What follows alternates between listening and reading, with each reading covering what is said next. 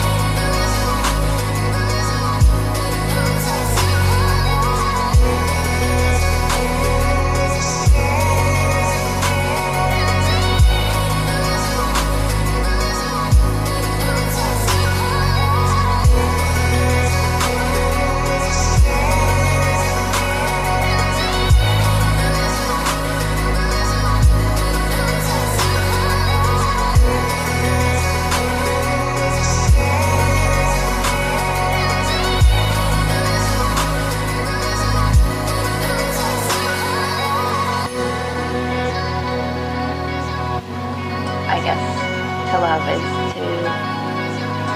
that's the whole spectrum of life right there. And love is a focal point for humans, like from birth to death, sort of what we're here for in a lot of ways, for love and interaction with other people and self-love and loving others and getting to a place where you're not